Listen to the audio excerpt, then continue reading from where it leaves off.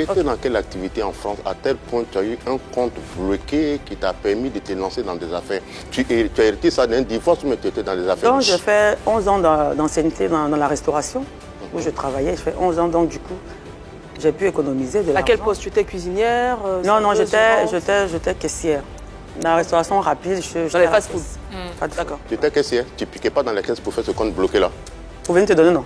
Non, pas forcément. Moi, je comprends un peu la question d'Anaconda, puisque pour investir dans le showbiz, non seulement avec cette télé-réalité, tout ce qui est comme production et tout, ça demande énormément de moyens. On a cru entendre que tu faisais soutenir, j'étais soutenu par des parrains et tout. Est-ce que c'est le cas? Pas du tout. J'ai même pas de parrains de toute façon. J'ai des amis. Je suis entre beaucoup d'amis, plutôt des mais amis. Okay. J'ai pas de parrains. Télé-réalité, c'est quelque chose qui demande beaucoup de moyens. C'est vrai. Tu n'as pas de soutien, ça veut dire que tu finances ton projet toute seule. Toute seule, oui. Est-ce que tu arrives à faire des bénéfices là-dessus? Pour le moment, non. Pour le moment, je le fais par passion. Pour le moment, je n'ai pas d'entrée là, oui. Quand on parle de moyens, là, parce que la télé-réalité, je rappelle qu'elle est diffusée sur la 3, elle est de très belle facture, extrêmement bien réalisée, des caméras vraiment de pointe, dans une grande villa, avec beaucoup de candidats que tu loges, que tu nourris. Il y a des intervenants, des profs de chant, etc. Tu as la 3e édition, ça ne te rapporte pas d'argent? Pour le moment, non, rien. Même pas d'aide, rien. Ouais. J'ai tapé à toutes les portes, mais... Pas de sponsor, rien pas, du tout? Que dalle. Donc tu t'appuies toujours sur l'argent que tu as sur le compte bloqué là alors? Non, mais le compte bloqué c'était pour Kérosène, c'est fini, on ne parle plus de ça là. Il y a plus de compte Comment bloqué. Ça c'était pour Kérosène? Non, je vais dire, j'avais fait un compte bloqué, c'était pour mes enfants à la base. Et quand j'ai connu Kérosène, je l'ai débloqué. Et je l'ai aidé, mais ce compte bloqué n'existe plus. On parle même plus de ça. Enfants pour mettre sur Kérosène. Mais ce que mes enfants gagnent aujourd'hui, là, c'est le compte bloqué même, c'est rien. C'était rien quand même. Dieu merci, j'ai bien investi, donc du coup... Parce que c'était une épargne pour tes enfants. Oui. Et que tu as décidé d'investir sur la carrière de Kérosène. C'est ça. Mais tu t'es même pas inquiété pour l'avenir de tes enfants. Tu prends ça comme ça, tu mets ça sur Kérosène. Si ce album n'allait pas marcher. Un coup de foot, peut-être que ça devait marcher, mais franchement, je sentais la chose. C'est un investissement. Je sentais la chose, mais tu peux pas comprendre. Combien de femmes qui peuvent prendre ce genre de risques? Prendre l'héritage de ses enfants, mais c'est artiste. Souvent, il y a des risques. Non, oui. Qui veut investir prend des risques. Oui, elle a pris ce risque et aujourd'hui, ça marche. Ça paye. Et même quand j'ai commencé, on m'a dit non, ne le fais pas, tu ne le connais pas. Voilà. Il y a eu beaucoup de paroles, mais j'ai pas écouté. Ça, tu as eu le courage de dire ça à tes enfants. Ils ne savent pas quel âge ils sont. Hein. Que tu as pris l'héritage pour mettre sur... Mais puis aujourd'hui... C'était comme un héritage. C'était pas que le compte était bourré de chez bourré. C'était un compte normal où je mettais de l'argent pour eux, pour plus tard. Mais je crois qu'Anaconda a besoin de te rassurer. Combien tu as gagné? 10 fois plus, 20 fois plus? 1000 fois plus, 7 fois, 1000 fois plus. Qu'est-ce que j'avais mis sur le compte? D'accord. Ce qui est vraiment surprenant, c'est que quand tu décides de produire Kérosène, vous ne vous êtes jamais rencontrés physiquement? Pas du tout. Jamais. On parlait beaucoup, mais on ne s'est jamais vu. Et tu décides d'investir comme ça? Oui, après, je dis que moi-même, je ne sais pas ce qui c'était. Mais on nous fait savoir, selon Eva nous dit, selon ce qu'Eva te donne, nous fait savoir que vous n'avez pas vu physiquement, mais ce n'est pas ce que nous on entend. On nous fait savoir que souvent tu allais le voir en France, étant en Suisse, il allait te voir des trucs de ce genre. Essaie de nous non, on ne s'est jamais vu. Non. Ça. Pas du tout. Donc tu entends parler de lui comme ça, puis tu mets ton adresse. Non, même pas. On a commencé à causer. Au téléphone. Et c'est parti de façon rapide, au fait. Non, pas. De façon naturelle. Donc, quand j'ai parlé avec lui, je lui ai demandé pourquoi est-ce que tu ne chantes plus. Il a dit qu'il n'a pas de producteur. Et que là, du coup, il a frappé à toutes les portes. Et qu'il n'y a aucune porte qui s'ouvre. Donc, il n'y a pas eu de rendez-vous, un verre, rien. Est-ce que je peux m'exprimer, Anaconda? Juste un peu étonné. Voilà, donc je disais. Donc, il n'y a pas de porte qui s'ouvre. Donc, du coup, il ne veut plus chanter. Il ne veut même plus rien faire. Et moi, je lui ai dit, je peux t'aider. Il m'a dit, bon, avec 2 millions, normalement, ça saura le faire. C'est comme ça qu'il a parlé. Et quand on a commencé, ben, c'était pas, à la base même, ce n'était pas que j'ai vidé le compte. Ce n'était pas ça le projet. C'était juste pour l'aider. Maintenant, c'est après, quand je me suis lancé, il fallait terminer, au fait. C'était quoi votre rapport avant ça, alors? C'était mon ami. C'était mon meilleur ami. Oui, parce que j'ai toujours dit. À la base, c'était mon meilleur ami, c'était mon confident. Voilà. Mais on ne s'était pas vu, mais on parlait beaucoup au téléphone. Je crois que sur le plateau, tu as dit que tu l'as rencontré aussi à un moment un peu compliqué. Tu as vu en lui ton frère que tu avais perdu, donc ça vous a rapproché. C'est ça.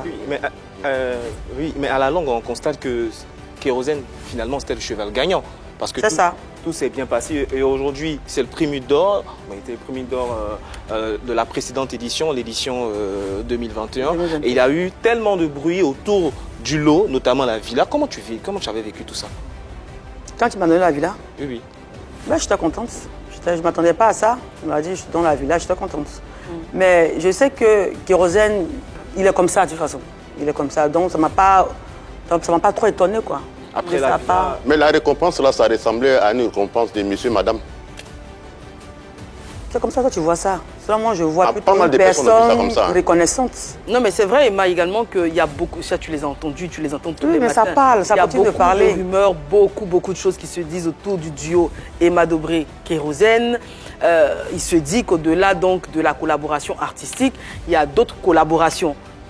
Ben, ce que moi, je veux comprendre, si c'était Emmanuel, peut-être, et puis Kérosène, on ne parlera pas.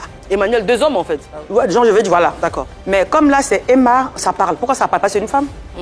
Ah, mais c'est pas que. Il y a l'attitude aussi de cadeaux. On a parlé de la villa, il y a aussi. Quand Kérosène, il sait d'où il vient, Quand il regarde là où il était et là où il est aujourd'hui, il s'est dit, mais même son oncle ne pouvait pas faire ça.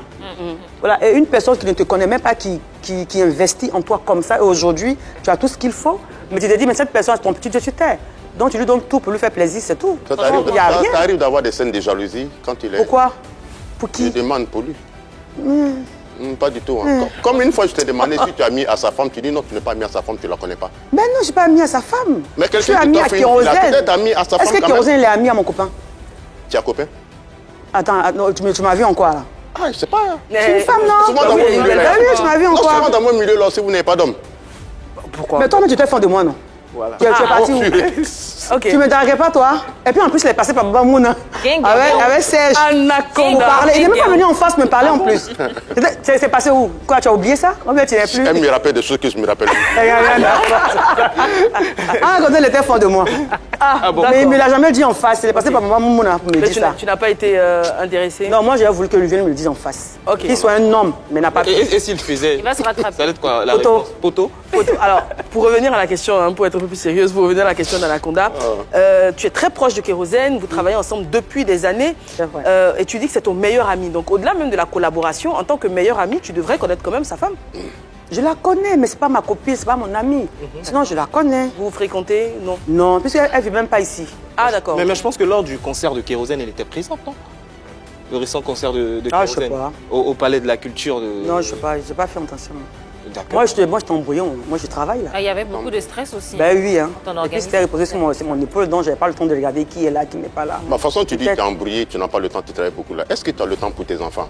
Ah oui. Tu n'es pas de mère au fond. Les enfants ne sont pas ici, ils sont en France. Oui, mais est-ce que... On s'appelle beaucoup. Quand je vais en France, on se voit. Mais est-ce qu'appel là, ça donne affection? Oui, mon fils, il a 19 ans. Ma fille, elle a... Est-ce que ça donne affection à l'enfant? Il faut être présent souvent. Mais oui, je suis présente. La question que moi je vais poser, c'est comment tu arrives à concilier ta vie professionnelle et ta vie de famille?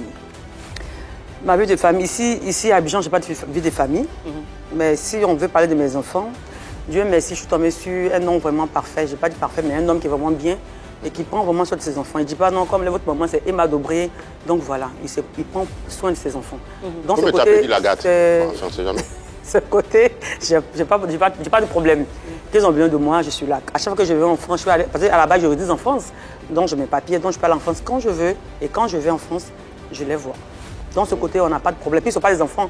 Mon fils, il est majeur, voilà. Mais après ton divorce, là, quand tu divorces, la première personne à qui tu t'aimais, c'est Sarah la légende. Donc tu as divorcé d'un mariage où il y a 2 ou 3 enfants. En fait, ce que je vais dire aujourd'hui, on m'a invité sur un plateau télé où j'ai parlé. Et mes dits ont été travestis. Voilà, justement. Donc, j'ai décidé de ne plus jamais, au grand jamais, parler de ça. D'accord. Donc, si une chaîne de télé m'invite, j'en profite pour dire ça, que ce soit ici ou dans notre pays.